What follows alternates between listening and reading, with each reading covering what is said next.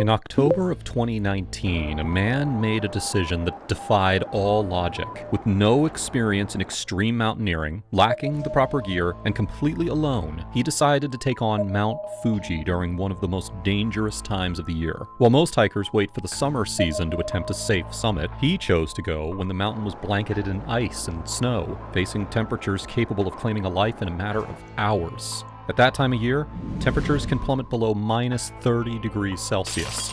Winds can easily exceed 100 kilometers per hour, and many trails simply vanish beneath a frozen surface where a single mistake can prove fatal. And yet, what makes this story truly remarkable is not the mountain's extreme conditions. It's the fact that the entire event was recorded.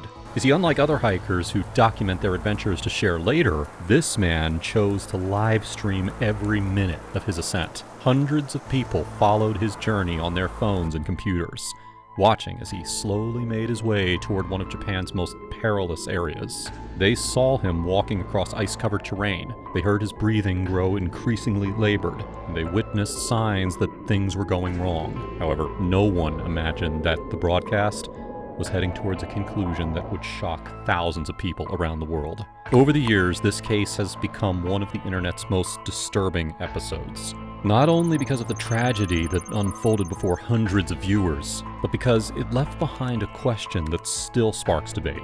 Was it simply the result of a series of poor decisions? Or were there far deeper motives behind that dangerous climb? Now, to understand what really happened, we must first retrace the final steps of a man who decided to challenge a mountain that many consider unconquerable in Europe. But to understand why this case continues to raise so many questions, one must first know who Tetsu Shiohara really was. Behind that broadcast was neither a seasoned adventurer nor an extreme sports enthusiast. He was a 47-year-old man whose life seemed to have stalled out long ago. In his youth, his parents had pinned high hopes on him, sending him to the United States with the expectation that he would study law and then build a successful career. However, for reasons that were never entirely clear, he abandoned his studies before graduating and returned to Japan. From that moment on, his life took a path very different from what anyone had imagined. As the years went by, Tetsu never managed to establish a stable professional career, nor did he start a family or build a close circle of friends. Gradually, he became isolated from the world, trapped in a quiet routine that seemed to repeat endlessly without change. And while those around him moved forward with their lives, he remained stagnant, watching time pass without finding a clear purpose for himself. Those who knew him described him as a quiet, reserved person, but also as someone who carried a deep sense of loneliness. And yet there was something that was even harder to bear. Tetsu was battling advanced cancer, an illness that had completely altered his outlook on life. Every treatment, medical checkup, and diagnosis reminded him of an undeniable reality. His time might be running out. Although he continued to fight the disease, uncertainty about the future had become a constant presence. Years later, many of his followers would notice that beneath his apparent calm, there lay a sadness that he rarely expressed directly. Like many people enduring long periods of solitude, Tetsu found an escape online from the routine that consumed his days. Live streams became one of the few windows that he kept open to the outside world. He would spend hours walking through streets, showing off landscapes, or simply chatting with the people who appeared in the stream's chat. As time went on, Tetsu began to speak more and more about his desire to break free from the monotony. He felt that his days were all exactly the same, trapped in a routine that he couldn't escape. He wanted to do something different, something that would restore his sense of purpose or excitement. And it was precisely during this search that an idea emerged. One that would end up changing his life forever: Mount Fuji. Now, for most Japanese people, Fuji is far more than just a mountain. It is a national symbol, a place steeped in history, culture, and spirituality. Standing 3,776 meters tall, it dominates the landscape and draws thousands of visitors from around the world every year. During the summer season, reaching the summit is a relatively accessible undertaking. The trails are clearly marked, there are mountain huts for resting, and weather conditions generally allow even hikers with limited experience to complete the climb without any major difficulties. But there's also another Fuji, a Fuji very different from the one that's seen on postcards or in tourist photographs. When the official climbing season ends and winter arrives, the mountain transforms into an extremely hostile place. Trails vanish beneath thick layers of snow and ice. Temperatures plummet to dangerous levels, and fierce winds can easily knock a person over in exposed areas. Visibility often drops drastically, and even the slightest mistake can have fatal consequences. For this reason, authorities advise against climbing between autumn and spring, and many facilities remain closed. Even experienced mountaineers view these conditions as a high-risk challenge. And yet, while most people saw a mountain to be avoided during those months, Tetsu seemed to see an opportunity to do something different, something to break the routine that had dominated his life for years. What he didn't know was that this decision would lead him straight into one of the most shocking tragedies ever captured on a live stream. Mountaineers who choose to tackle Mount Fuji in winter often spend years preparing for a challenge of that magnitude. They use crampons to navigate frozen surfaces, ice axes to arrest potential falls, and wear specialized clothing that's designed to withstand extreme temperatures. And yet, even with all of that preparation, accidents still happen.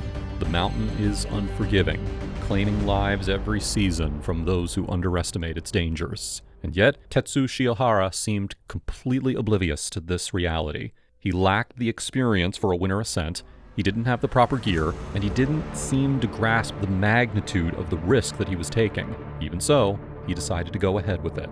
And incredibly, he chose to do it entirely alone. On the morning of October 28th, 2019, he started a live stream, just as he had done so many times before. The title was simple: I'm climbing Mount Fuji. Now, to those tuning in, it looked like just another adventure. There was no indication that the broadcast would end up becoming one of the most disturbing recordings ever captured on the internet. He appeared calm on screen. He was wearing a light jacket and was carrying 2 trekking poles and also the mobile phone that he used to document every step. And yet, to anyone who was familiar with the mountains, the scene was alarming. He wore no helmet, had no crampons for walking on ice, lacked technical high-altitude gear, and was not dressed to properly withstand the extreme cold awaiting him at higher elevations. Essentially, he was attempting to take on a snow and ice-covered mountain with equipment that is insufficient for survival in those conditions. Now, during the first few hours of the ascent, everything seemed to be proceeding relatively normally. But as he gained altitude, the mountain began to reveal its more dangerous side. The wind battered him with increasing force. The slopes grew even steeper, and the ground vanished beneath a layer of extremely slippery ice. Little by little, signs that something was amiss began to appear. His breathing grew heavier. He spoke with increasingly long pauses. His voice betrayed an exhaustion that mounted by the minute. Several times he remarked that he could barely feel his fingers due to the intense cold. He also kept repeating that the terrain was dangerously slippery. What had initially seemed like a simple adventure slowly began to transform into something far more unsettling. While hundreds of people watched the broadcast from their homes, Tetsu pressed on into increasingly perilous areas. Some viewers grew concerned and urged him to turn back before it was too late. Others believed that he was simply exaggerating the difficulties of the route. But the reality was quite different. With every step, he ventured deeper into a hostile environment where a single mistake could prove fatal. And unbeknownst to anyone at the time, tragedy was already closing in. It was at that moment that one of the most unsettling details of the entire broadcast occurred. As Tetsu continued up the mountain, some viewers claimed to hear a female voice uttering a word resembling konaide, a Japanese expression that can translate to "don't come" or "stay away." The strange thing was that, according to all available records, Tetsu was completely alone. There were no other hikers nearby, let alone at that altitude where conditions were far too dangerous for most people. Over the years, numerous theories have emerged to explain that odd sound. Some believe that it was simply the wind distorting the broadcast audio. Others maintain that it was a coincidence caused by signal interference. However, there are also those who are convinced that the voice was a warning, a final attempt to alert him to the danger lying ahead. Whatever the explanation, that moment would become one of the most discussed and mysterious aspects of the entire case. Meanwhile, the situation on the mountain continued to deteriorate. The trail had practically vanished beneath a thick layer of ice and snow. Each step was more perilous than the last. The slope grew steeper, and wind gusts battered him with increasing force. At several points during the broadcast, Tetsu appeared confused and disoriented. He constantly scanned the ground, trying to find a stable surface for his footing. His balance became increasingly precarious, and his movements betrayed the exhaustion that accumulated over hours of climbing. Some viewers began typing desperate messages in the chat, urging him to turn back. Others warned him of the risks that he was taking on, and yet Tetsu pressed on. Perhaps he had come too far to feel that he could turn back. Perhaps he was convinced that he could reach the summit, or perhaps for reasons we will never know. The only certainty was that with every meter that he covered, he was moving further away from any chance of rescue. And then, at around 3 in the afternoon, the inevitable happened. As he made his way across a completely frozen area near the summit, he lost his footing. Now, at first, it seemed like a simple slip, one of many that he had experienced along the route, but this time was different. For a few seconds, he struggled to regain his balance, desperately searching for a handhold or a foothold. He found none. His body began to slide down the slope, gathering speed. The camera captured the initial moments of the fall as the image shook violently. Thousands of people stared at their screens, unable to grasp exactly what had just occurred. Some thought that he had simply dropped his phone. Others realized immediately that they had witnessed something far more serious. As the minutes ticked by without Tetsu reappearing, uncertainty gave way to concern.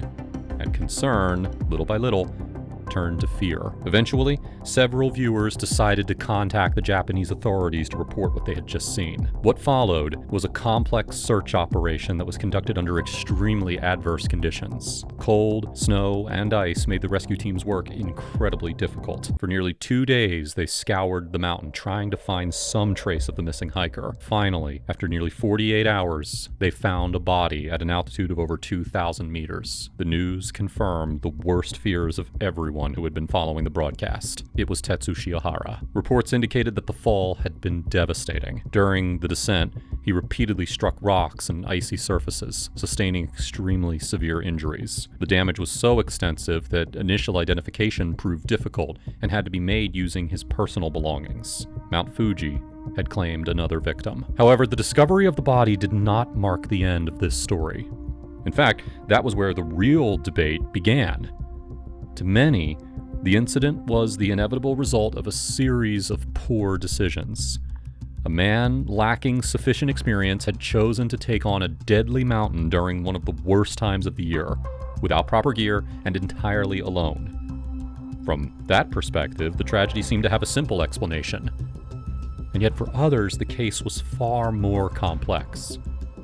Many recalled the solitary life that he had led for years. They remembered the illness that he had been battling.